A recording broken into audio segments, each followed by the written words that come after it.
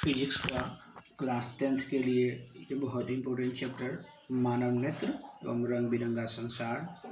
तो हम लोग मानव नेत्र के बारे में समझते हैं। मानव नेत्र एक ऐसा अंग है, ऐसी ज्ञान इंद्रियाएं हैं जिसकी उपस्थिति में हम लोग संसार के तब सभी वस्तुओं को देखते हैं। जब हम लोग सूर्य के प्रकाश में अपनी आँखों को खोलते हैं, अपने चारों तरफ की वस्तुओं को देखते हैं और ये संसार हमें रंग बिरंगा नज़र आता है। तो आँख एक दृश्य अंग है जिसकी सहायता से हम लोग संसार को देख पाते हैं। अगर ये हमारी आँखें न हो तो हम लोग अनुमान लगा सकते हैं कि हम दुनिया की किसी वस्तु को नहीं देख पाएंगे, उसके बारे में अनुमान नहीं लगा पाएंगे। अर्थात कि आँखों के बिना हमारा जीवन बहुत ही मुश्किल है। तो प्रत्येक मनुष्य में एक जोड़ा आँख पाया जाता है। ये आँख लगभग गोलाकार संरचना है, जिसमें एक गोलाकार भाग होता है जिसे हम लोग नेत्र गोलक कहते हैं। यह लगभग 2.3 सेंटीमीटर का होता है। प्रकाश की किरणें इसमें प्रवेश करती है और प्रकाश की किरणें को प्रवेश करने के लिए इसमें पतली झिल्लीनुमा रचना पाई जाती है, जिसे हम लोग कॉर्निया कहते हैं। मानव नेत्र में एक उत्तल लेंस लगा होता है जिसे अभिदृश्यक लेंस कहा जाता है।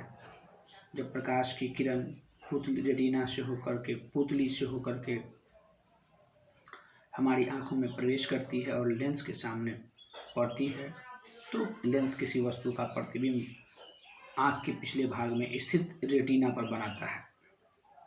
रेटिना लेंस के पीछे स्थित एक भाग है जो एक पर्दे की तरह होता है। ठीक मानव नेत्र का बनावट एक कैमरे की तरह है।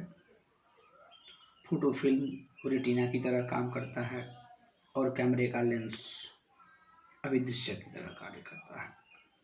तो हमारी आँखों की जो बनावट है उसमें रेटिना फोटो फिल्म की तरह काम करता है, वो पीछे होता है और किसी वस्तु को जब हम देखते हैं उसका प्रतिबिंब उसी रेटिना पर बनता है। कॉर्निया के पीछे एक संरचना होती है जिसे हम लोग परितारिका कहते हैं। यह आँखों का रंगीन भाग है। ऑब्जेक्टिव में बहुत पूछता है कि आँखों के रंगीन भाग को क्या कहा जाता है। स्पष्ट आंसर है परितारिका। आँखों में कौन सा लेंस होता है? आंसर उत्तल लेंस। मानव नेत्र में जो लेंस है वह एक उत्तल लेंस है और मानव नेत्र में प्रतिबिंब कहाँ बनता है? रेटिना पर बनता है।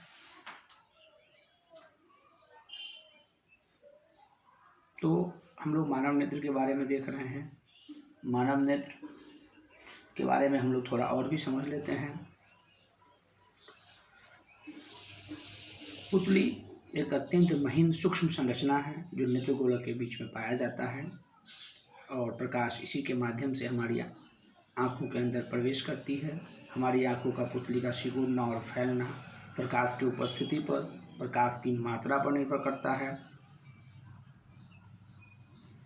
और जब कोई वस्तु हमारी आँखों के सामने पड़ती है तो उसका प्रतिबिंब रेटिना पर बनता है। प्रकाश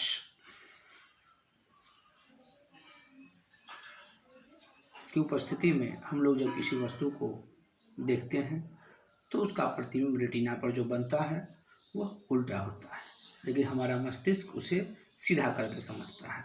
इस ऑब्जेक्टिव में क्वेश्चन यहाँ राइज होता है कि मानव नेत्र पर किसी वस्तु का कैसा प्रतिबिंब बनता है। आंसर होगा कि मानव नेत्र पर किसी वस्तु का उल्टा प्रतिबिंब बनता है, लेकिन हमारा मस्तिष्क उसे सीधा करके समझता है। अब आइए, विभिन्न फोकस दूरियों पर स्थित वस्तु को मानव नेत्र एडजस्ट कर लेता है। मतलब अर्थात हमारे मानव नेत्र में वह क्षमता है जो विभिन्न फोकस दूरियों पर स्थित फोकस दूरियों को समायोजित कर ले। इस क्षमता को लेंस की सामंजन क्षमता कहा जाता है। इसलिए हम लोग विभिन्न स्थान की वस्तुओं को भी स्पष्ट रूप से देख पाते हैं। एक बार फिर से समझिए, सामंजन क्षमता मानव नेत्र की वह क्षमता जो विभिन्न दूरियों की फोकस दूरी को समायोजित कर लेती है, सामंजन क्षमता कहलाती है। मनुष्य का आँख मानव नेत्र 25 सेंटीमीटर तक नज़दीक की वस्तु को साफ साफ देख सकती है, इसलिए इसे हम लोग निकट बिंदु के नाम से जानते हैं। निकट बिंदु का मतलब वह दूरी जहाँ तक की वस्तु को मानव नेत्र साफ साफ देख सके। तो मानव आँख के लिए, मानव नेत्र के लिए यह जो दूरी है वह 25 सेंटीमीटर है।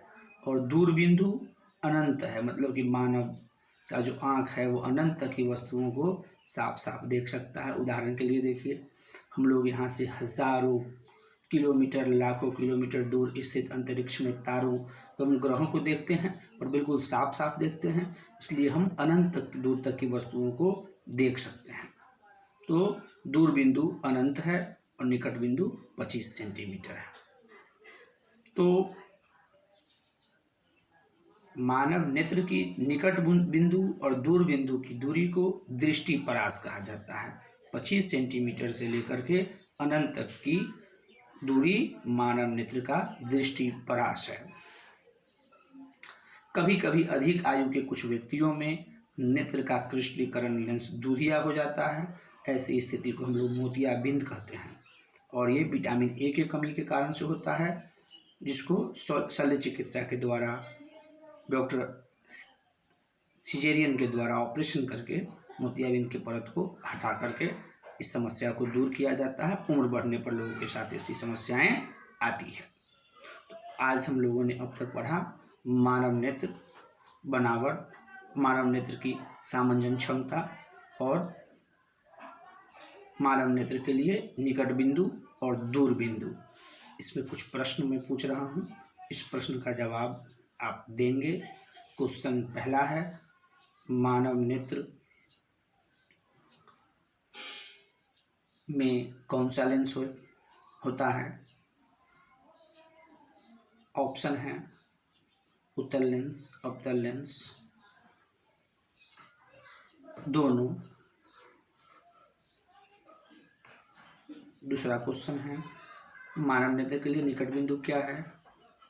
तीसरा क्वेश्चन है, मानव नेत्र के लिए दूर बिंदु क्या है?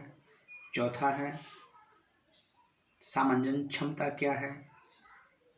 पांचवा क्वेश्चन है,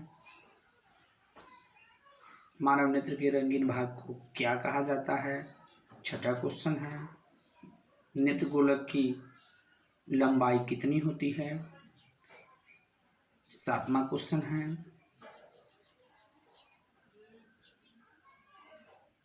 मनुष्य के शरीर में दृष्टव्य अंग कौन सा है? तो इन प्रश्नों का जवाब आप लोग देंगे। फिर नेक्स्ट टाइम हम लोग पढ़ेंगे दृष्टि दोष। मानव नेत्र में कुछ दोष उत्पन्न हो जाते हैं, उसके बारे में हम लोग पढ़ेंगे। मानव नेत्र का दृष्टि दोष।